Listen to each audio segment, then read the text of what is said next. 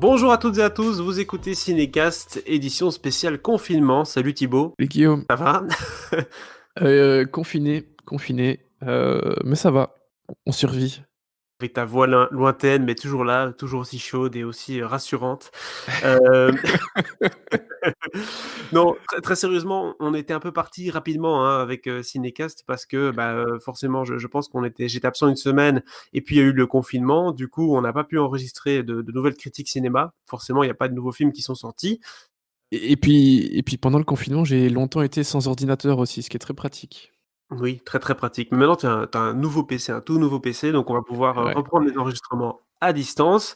On sait jamais qu'il y a un petit problème technique, c'est possible, hein. Excusez-nous du peu si jamais, ça marche pas super bien, mais on fait des essais et pour ces nouveaux enregistrements, on s'était dit: «Est-ce qu'on parlerait pas de films qu'on a vus à l'époque, qui nous ont pas fait une impression de malade?» Hein, quand on les a vus, c'est pas des films qui sont rentrés dans notre collection ultimate, mais au fil des années, hein, un peu comme le bon vin, ils sont devenus, meilleurs ou en tout cas, on a une meilleure vision sur ces films-là et on a décidé de commencer aujourd'hui en donnant une seconde chance à Kingdom of Heaven, film de Ridley Scott, qui était sorti en 2005. Film épique, hein, puisqu'il s'agit ni plus ni moins d'un film qui parle notamment c'est pas vraiment la croisade, c'est avant la troisième croisade, hein, c'est le siège de Jérusalem, en grande partie. Pourquoi? Parce que ça raconte l'histoire d'un homme ordinaire qui est en France, hein, qui est précipité dans un conflit. Pourquoi? Parce que son père, son vrai père, qu'il ne connaissait pas, arrive et directement le fait chevalier. Et en tout cas, sa mission, c'est de protéger Jérusalem. Et donc, il va jusqu'à Jérusalem. Et là, il constate assez rapidement que le roi Baudouin, le lépreux, est en mauvais état. Il y a plein de conflits qui commencent un peu à sortir de tous les côtés dans la région. Et notamment Saladin, qui est entre guillemets, le grand méchant, si je puis dire, qui représente les musulmans, hein, qui voudrait reprendre Jérusalem. Et donc, c'est un peu un Game of Thrones à Jérusalem, ce film. Ah, en en parlant de Game of Thrones, il y a quand même pas mal d'acteurs, qui jouent dans la série. Ah oui, il y a Nikolai Coster-Waldau, c'est ça, un truc comme ça? Ouais, ouais, il y a Nikolai Coster-Waldau, il y a Ian Glenn aussi qu'on voit un tout petit peu à la fin, qui incarne, Richard Cœur de Lion, enfin et il y a d'autres personnes, mais voilà, écoutons un extrait de la bande annonce. Écoutons ça tout de suite. Soyez sans peur face à vos ennemis. Debout, chevalier! Debout, chevalier! Qu'adviendra-t-il de nous? Le monde en décidera. C'est toujours le monde qui décide. Que t'a dit ton père de tes obligations? Que je devais être un bon chevalier. Alors Thibaut, Kingdom of Heaven, c'est un film que, à mon avis, beaucoup d'entre nous ont vu, ou en tout cas ils ont entendu parler, parce qu'à l'époque, quand c'est sorti, c'était vraiment dans la même période que forcément le Seigneur des Anneaux, on était presque au retour du roi à ce moment-là, je crois qu'on y était d'ailleurs. Donc c'était vraiment des films épiques. Ridley Scott avait fait Gladiator, maintenant il nous fait Kingdom of Heaven, donc on attendait ça avec impatience. Un tournage pharaonique qui était fait au Maroc, en Espagne, etc. J'avais eu l'occasion d'ailleurs d'aller visiter le plateau à Ouarzazate lors d'un voyage. Euh, Pareil. Pareil, voilà, donc c'était assez impressionnant, c'est vrai, de voir tout ça, et c'est tout à fait le genre de film des fresques qui donnent envie. Et pourtant, quand on l'a vu au cinéma, je sais pas pour toi, mais en tout cas pour moi, j'avais été un peu déçu. J'avais certainement apprécié les visuels, mais à l'époque, on avait quoi, 14 ans, donc c'était peut-être pas, on n'avait pas une connaissance aussi grande que du cinéma qu'aujourd'hui. Mais j'avais pas été sur le cul, hein, pour dire autrement, par ce film-là. Je trouvais qu'il n'était pas 100% cohérent. Et donc, tu m'as invité à regarder maintenant la Director's Cut pour peut-être changer tout ça. Mais toi, quelle était ton impression du film d'origine? Alors à l'époque, moi j'étais à fond dans les films, épiques, péplum, les grandes fresques à costumes et tout, donc forcément, Seigneur des Anneaux, enfin, même pas besoin d'en parler et Orlando Bloom sortait d'autres gros films quand même, il y a eu Pirates des Caraïbes, il y a eu 3 et je pense que c'est à la fin du tournage de 3 qu'il a reçu le scénario de Kingdom of Heaven. Au début, il était pas hyper chaud parce qu'il venait de se taper, 4 gros films, 4-5 gros films en costume. Et je pense que le gars, il s'est dit: «Bon, il est peut-être temps d'arrêter» et puis, ben, tu Ridley Scott, qui arrive, forcément, tu C'est ça, réfléchis un peu plus et tu dis oui. Et du coup, vu que j'étais quand même à fond dans cette phase, enfin, j'étais dans cette phase, voilà, de film à costume, épique, péplum, tout ce que tu veux, j'avais quand même plutôt bien aimé le film à l'époque, même si effectivement il a ses défauts, hein, dont et on va en parler plus longuement. Mais globalement, il m'avait fait une impression assez correcte et cette impression, correcte, elle vient notamment de grandes scènes, que Ridley Scott sait si bien réaliser. Mais c'est clair qu'au niveau de l'histoire, là, il y avait quand même des petits soucis, on va pas se mentir. Oui, il y a un petit souci dans la enfin, c'est sûr que là, on a une deuxième vision parce que nous, on l'a vu maintenant en version Director's Cut qui dure, 3 heures quart si je ne m'abuse à peu près. Ouais, ouais, 3h10, quelque chose comme ça. Voilà et la version ciné était à 2h20, donc c'est quand même presque 45 minutes de plus au montage, donc c'est pas rien, hein. On n'est pas dans, les 3-4 scènes ajoutées, d'une version longue, lambda. On est vraiment dans, un gros morceau du film qui a été remis par le Ouais. réalisateur et c'est assez étonnant. Tu m'avais parlé de 2 montages en permanence, lorsqu'ils ont fait le film, c'est ça? Ouais, c'est ça. Alors en fait, Ridley Scott a assez vite senti que la Fox, enfin déjà senti, que la Fox le laisserait pas faire exactement ce qu'il veut. C'est-à-dire que pour la Fox, c'était, quasiment inenvisageable d'avoir un film de plus de 2 heures. Bon, finalement, la version ciné fait quand même un peu plus de 2 heures, mais avoir plus de 3 heures, c'était impossible, c'était du rêve absolu. Mais au début, quand Ridley Scott, a commencé à travailler sur le scénario avec, William Monahan, qui est aussi le scénariste des Infiltrés de Scorsese notamment, hem, Monahan avait senti l'obligation pour lui, enfin, c'était nécessaire par rapport à toute l'histoire, d'écrire, la backstory, les origines du personnage de Baylan, le personnage d'Orlando Bloom. Et c'est pour ça que dans la director's cut, il y a au moins 20 minutes, une demi-heure, enfin, ouais, au moins 20 bonnes minutes de film qui se passe, avant qu'il ne décide, de partir en croisade. Alors que dans la version cinéma, c'est, même pas 10 minutes. Et du coup, vu que Ridley Scott a très vite su, qu'il ne pourrait pas, sortir au cinéma le film qu'il voulait, il a, heu, il a fait avec sa monteuse 2 montages en parallèle, c'est-à-dire le montage, pour la sortie, cinéma, le montage qui est donc pour le studio et le montage, que lui voulait et qui est donc cette director's cut qui est exactement le film qu'il voulait faire dès le départ, en fait, mais que Fox n'a pas laissé faire. Et c'est Donc vrai que c'est voilà. important que tu le dis, il y a 2 éléments du film qui changent énormément. Le premier élément pardon, c'est la backstory du personnage de Bélienne, qui a perdu sa femme, hein, qui s'est suicidée suite à la perte de leur enfant. Et donc ça, on comprend dans les 2 versions du film, hein, c'est sûr, mais dans la version, longue, là, on a vraiment, une provocation de la part du prêtre, qui est également son frère, hein, Ouais, voilà. chose qu'on ne comprend absolument pas dans la version cinéma, on sait pas que c'est son frère, hein. Exactement, on ne Il sait pas a que c'est son dans la frère version et ciné, il a juste, 3 petites scènes, et tu comprends pas trop pourquoi ils sont en conflit et il le tue et c'est plié, quoi. Donc bon. oui et surtout que c'est un personnage qui à la base est non violent, il se laisse faire quand on l'interpelle et tout et là, d'un coup, il tue son frère, il tue le prêtre du village. C'est quand même un crime assez énorme pour l'époque, enfin même aujourd'hui. Mais voilà quoi et donc enfin, on se demande un peu d'où ça sort, pourquoi est-ce qu'en un coup, il prend son épée et il tue le prêtre? Alors que justement dans la version longue, bah, cette intro dure quand même 15-20 minutes et là, on a beaucoup plus le temps de comprendre en quoi son frère est toxique et en quoi, voilà, le prêtre du village, a vraiment abusé sur ce coup-là en coupant la tête de sa femme morte et cetera. Enfin voilà, il a vraiment été trop loin et on comprend du coup qu'il a envie de se racheter en allant justement à Jérusalem et en effaçant, tous ses péchés, quoi. C'est Ouais. sa motivation, numéro 1. Mais c'est assez, dingue de constater quand c'est, 20-25 minutes, de préambule dans la director's cut, tu as limite plus d'émotions que dans toute la version ciné, quoi. Parce que tu comprends, enfin, je pense que tous les gens qui regardent la director's cut ont déjà vu la version ciné et forcément, tu as beaucoup plus de choses qui prennent sens, à ce moment-là, quoi.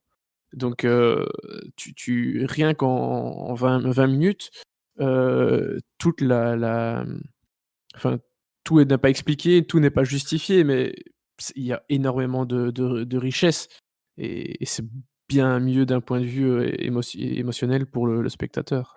C'était le gros reproche à l'époque, hein, des critiques cinéma. J'avais été relire quelques critiques du film. C'était vraiment, oui, c'est magnifique, c'est bien tourné, c'est épique, mais il y a rien, quoi. Il se passe rien, il y a rien en émotion, il y a rien en contenu.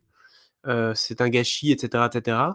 Et alors qu'en fait, c'est vrai que quand on regarde la version longue, moi j'étais très vite investi dans le film. Enfin, je m'attendais à ne pas trop l'aimer parce que je m'attendais à revivre la même expérience que la première fois que je l'ai vu. Et en fait, au bout des 15 premières minutes, bah, j'arrivais pas à décrocher mes yeux de l'écran, quoi. Donc je me disais: «OK, il y a un truc qui se passe, qui s'est pas passé la première fois, quoi». Ah Donc non, c'est sûr. donc ça, c'est vrai que on le conseille pour ça, notamment, de revoir, Kingdom of Heaven en version longue. Mais il y a pas que ça, il y a pas que l'intro, qui a été revue. Non, Il y a beaucoup d'informations plus tard dans le film. On va pas essayer de trop ouais. spoiler parce que si jamais vous avez envie de revoir le film, ce serait bête de tout vous dire maintenant, hein, sinon il n'y a pas beaucoup de plaisir. Mais très concrètement, lorsqu'il arrive à Jérusalem, Bélian rencontre le personnage de Sibyl, qui est joué par Eva Green, Ouais. qui donc est la princesse, hein. Oui, enfin, c'est la sœur du roi Baudouin. Exact. Et Laurent Baudouin qui est joué d'ailleurs par... je reconnais sa voix en anglais, mais j'arrivais pas à savoir qui était derrière le masque, parce qu'il porte un Ah masque ouais? vu qu'il est lépreux. Et en effet, c'est Edward Norton, hein, qui joue le rôle du roi Baudouin. Ouais, qui Euh, à l'époque avait demandé à ne pas être crédité. Donc si tu regardes le générique de la version cinéma, normalement il est pas dedans. Heu, Par contre après ils l'ont remis ensuite dans et pour pourquoi? les DVD et cetera. Parce qu'il enfin voilà, enfin je vais pas dire que c'était un service qu'il rendait à Ridley Scott, mais c'était une performance, liée entièrement sur sa voix et son regard, hein, parce que il fait quand même passer beaucoup de choses via son regard, je trouve, dans le film, alors qu'on voit Mhm. pas une seule fois son visage et cetera. Voilà, ça fait partie des petites histoires du cinéma, c'est tout.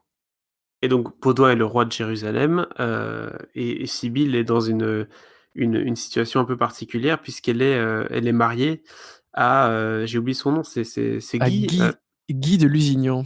Guy de Lusignan. Donc ils ont des noms très français, mais ils sont pas du tout français. C'est d'ailleurs, il y a Si, Brendan. enfin, ah oui, non, les comédiens, non. Oui, oui, À c'est part ça. Eva Green, qui d'ailleurs le personnage de Sibylle dit ne jamais avoir été en France. C'est assez marrant vu que c'est la seule française du casting. Enfin non, c'est pas la seule C'est pas française du française. casting. Il y en a d'autres, mais voilà. Ouais, et il y a aussi Brendan Gleeson, hein, qui joue de Reynald, Reynald de euh, Châtillon. Ouais. Reynald de Châtillon. Mais merci heureusement que tu es là pour les noms parce que c'est des noms assez épiques. D'ailleurs, Bon, il y a aussi, il y a Jeremy Irons qui est aussi au casting, qui joue l'intendant, on Tiberias. va dire, de Jérusalem. Le personnage enfin, le nom du personnage dans le film, c'est effectivement Tiberias. En réalité, il avait un autre prénom qui commençait aussi par, R, je pense, et du coup, pour pas perturber les spectateurs, vu qu'il y a déjà Rano de Châtillon, comme, hein, disent les Mhm. Américains, ils ont changé le prénom du personnage de Jeremy Irons par, Tiberias. Donc, la première partie du film, on l'expliquait, c'est Béliane qui quitte la France pour rejoindre Jérusalem. C'est un peu une aventure épique avec Liam Neeson dans le rôle de son père, qui est un peu comme dans Batman, hein, lui apprend à se battre. Ouais. Euh, une fois qu'ils arrivent à Jérusalem, ça devient vraiment Game of Thrones. Ça, c'était vraiment la sensation que je me suis fait. Bon, forcément, c'était avant Game of Thrones, hein. Mais on a justement Tiberias qui est l'intendant du roi, qui est un peu son bras gauche, enfin son bras droit, pardon, pas bras gauche, bras droit. Et puis, il y a des petites guéguerres internes avec justement Guy de Lusignan, etc., qui aimerait bien prendre le contrôle, aimerait bien faire des guerres, provoquer vraiment la bataille, puisqu'il faut savoir que Ouais, c'est Baudouin, jusqu'ici, est assez pacifique, enfin, il entretient des bonnes relations, entre guillemets, avec le monde arabe, quoi. ouais, c'est Donc là, ça, il a réussi à instaurer une paix avec, Saladin, hem qui tient grâce à ces bonnes relations et pour, Guy de Lusignan, c'est pas bien d'être en paix avec les musulmans. Lui, il veut juste tous les dégommer, hein, disons-le clairement, suprématie, quoi. Exactement. et prendre le pouvoir absolu, pouvoir de terreur et cetera. Ce qui évidemment va, créer de gros soucis par la suite parce qu'au moment où, Baudouin, va mourir de par sa maladie, donc la lèpre, dans la version cinéma, c'est directement Guy de Lusignan qui prend le pouvoir. Parce que Voilà. c'est, le frère, enfin parce que c'est le mari de la sœur du roi. Donc voilà, ça c'est le gros raccourci de la version cinéma. Énorme raccourci, et là, on peut le dire, on va un peu spoiler, donc si vous voulez voir le film, bah, peut-être faites pause maintenant, allez voir le film et puis revenez ou bien allez juste Non, voir le non, mais film. ça va pas vraiment Hem, être du spoiler, mais pour faire simple, sans rentrer dans les détails, il y a tout un arc narratif qui concerne le fils de Sibylle, qui est complètement absent de la version cinéma et qui, c'est malheureux parce que ça justifie et ça explique énormément de choses, notamment, les sacrifices que Sibylle, fait. Parce que dans la version cinéma, je sais pas si tu te souviens, mais, tu la vois à la fin pendant la grande, bataille de fin, tu la vois en train de soigner des malades avec les cheveux coupés, limite elle se cache et tu comprends pas pourquoi elle fait ça, dans la version cinéma, ça n'a aucun sens. Mais quand tu vois tout cet arc narratif qui concerne, son fils et des sacrifices qui vont être faits relatifs, à ce fils, ben, tout prend son sens et tu as énormément d'émotions, liées à ça. Donc le reproche, fait à la version cinéma comme quoi il y a pas assez d'émotions, bah, ouais, c'est normal parce qu'en fait elle est globalement liée à tout ce qui a été supprimé. voilà, donc ça, c'est sûr que c'est rare, hein, des films comme ça, qui changent tellement de la version ciné à la version, director's cut, parce qu'on en avait parlé un peu ensemble. Il y a certains films comme ça où il y a des différences, il y a George Lucas qui aime bien un peu revenir sur ses Star Wars, aller en rajoutant des trucs ou quoi. Mais bon, c'est souvent du fanservice. C'est souvent quelques scènes qui, effectivement, auraient, pu être coupées sans trop de problèmes. Mais ici, là, c'est vraiment comme on l'a dit, c'est un épisode entier de Game of Thrones qui a été coupé du film, quoi. Et dans cet Ouais. épisode-là, il se passe des choses, quoi. Il y a le fils de Sibyl, il y a justement au début du film, la relation avec le frère de Ballion. Enfin, il y a des informations très importantes qui changent la lecture du film et Et il y a aussi c'est un personnage que j'aime beaucoup dans le film, qu'on voit pas tant que ça au final, mais même si c'est un des gros seconds rôles, c'est le personnage joué par, David Thewlis. Donc David Thewlis, c'est celui qui joue, Lupin dans les Harry Potter. Il a le exact. le rôle du chevalier hospitalier qui est donc lui, c'est le bras droit de Godefroy d'Ibelin, donc le père, du personnage d'Orlando Bloom. C'est lui qui gère un peu le domaine et cetera et donc les hospitaliers, c'est sont des chevaliers, religieux, heu, enfin liés aux croisades et cetera et ce que j'aime beaucoup dans la version, director's cut, c'est que ce personnage prend une espèce de dimension, mystique d'une certaine façon. Il y a une scène où Balian est dans le désert, limite un peu, pas perdu, mais voilà, en méditation. Il se remémore, des souvenirs et cetera et puis, il y a ou alors il était assoiffé dans le je sais plus exactement, enfin bref, et Mmh. puis à un moment le personnage d'hospitalier, vient, il discute un petit peu et puis, à un moment on se rend compte qu'il disparaît presque et je pense qu'il y a vraiment une espèce il y a ce côté un peu angélique et religieux qui manque à la version cinéma qui est beaucoup plus, présent ici et voilà, je trouve vraiment que c'est un personnage hyper intéressant, hospitalier et c'est dommage que, voilà, que ce genre de choses, ait été, coupé, dans la version cinéma. C'est clair et puis comme tu le disais, voilà, il y a quand même un gros casting, hein. On en avait mentionné plusieurs rôles, hein, Liam Neeson, Eva Green et cetera. Et je trouve honnêtement que le seul couac de casting que là je reste là-dessus, ça reste Orlando Bloom. Moi, je suis pas convaincu par Orlando Bloom dans ce film. Il communique pas très bien ses émotions et quand il le fait, c'est souvent un peu gros, je trouve. C'est souvent le regard du mec, qui regarde dans le vide ou le regard du type qui est attristé. Enfin, mais c'est allez, je suis pas convaincu par ses talents peut-être, mais en tout cas, je suis pas, voilà, il m'a pas convaincu dans son rôle et c'est le seul point noir pour moi au tableau. C'est Orlando Bloom qui est un peu lambda, mais ça aussi c'est important, le film version ciné se concentre pratiquement entièrement sur Orlando Bloom, hein, c'est son épopée. Ouais. Ici, la version longue implique plusieurs personnages. On est comme dans un épisode de Game of Thrones, on voit plusieurs perspectives, plusieurs personnages et ça change vraiment la lecture aussi.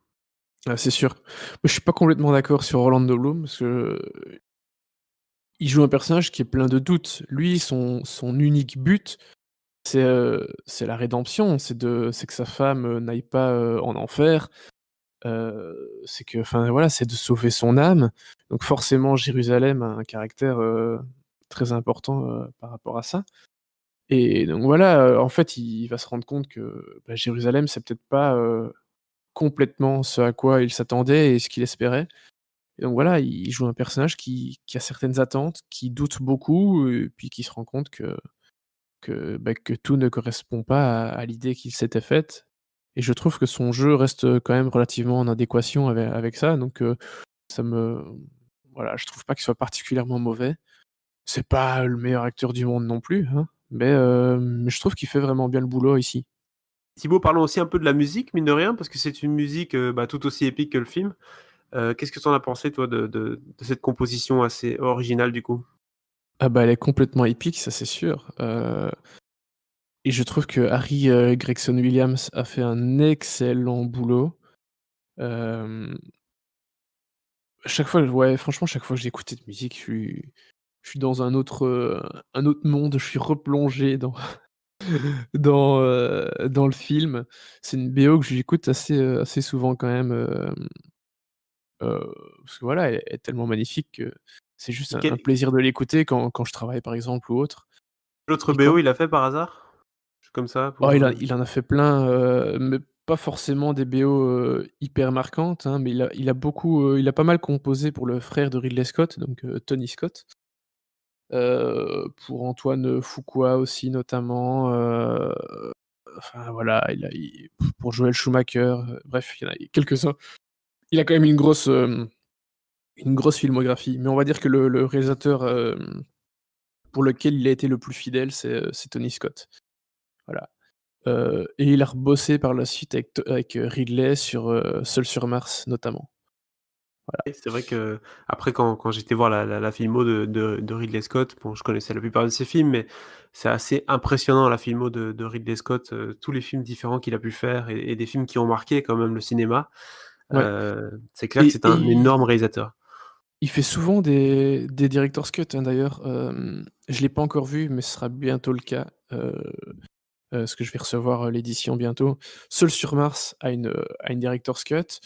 Bon. Blade Runner a au moins 2 autres versions que la version ciné.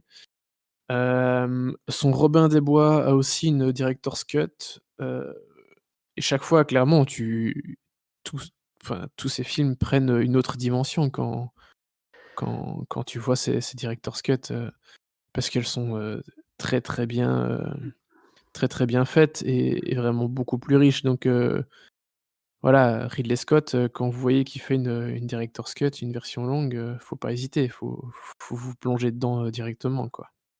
Qu'est-ce qu'on lui donne comme note du coup à Kingdom of Heaven version longue? Ouais, très franchement, alors même s'il me manque quelques-uns des films, de sa filmographie, je trouve que c'est un des meilleurs films de Ridley Scott, hein. C'était pas la première fois que je la revoyais, hein, là, je l'ai revu il y a 2 jours. Je l'avais déjà vu avant, et ouais, franchement, moi ça fait certainement partie du top 5, des films de Ridley Scott, sans aucun souci, donc un très, très bon, 4 étoiles, Oui, je sans donnerais aucun aussi doute. 4 étoiles et la version ciné, c'est vrai qu'à l'époque, si j'aurais dû la coter, je serais plutôt à 2 ou 3 max, hein, mais là, c'est vrai qu'on passe à 4 étoiles direct. Ça devient un des grands, grands films classiques de Ridley Scott et un film qu'à mon avis, je vais revoir, ça c'est certainement. Et Ah on vous bah, tu encourage m'étonnes. d'ailleurs à le voir, hein, mesdames et messieurs, Ouais, nos auditeurs, à aller voir du coup la version longue de Kingdom of Heaven. Et on continue, hein, ce format tant que les cinémas ne réouvrent pas. Ce format film par film. La semaine prochaine, on vous parlera de Miami Vice. Si je me trompe de pas, c'est bien Michael Mann. Michael Mann, le bon vieux Michael Mann, qui nous a fait un film adapté de la série télé. Hein, Ouais. c'était la grosse mode aussi, hein, ça, il y a quelques années, de faire des adaptations de séries télé au cinéma. Bah, Et donc voilà. alors, Michael Mann avait déjà bossé sur la série à l'époque. Si je dis pas de bêtises, je pense même qu'il avait fait le pilote. Alors ça, j'en suis pas certain. Mais Il a plus en que tout cas, bossé alors. il avait réalisé des épisodes, de la série, ça c'est sûr. Et on en parlera évidemment plus longuement la semaine prochaine, mais c'est un film qui effectivement à sa sortie, je l'avais moyennement aimé, mais je l'ai revu, par la suite, et je vais le revoir encore, d'ici la semaine prochaine et très, très clairement, Je l'ai bien réévalué aussi.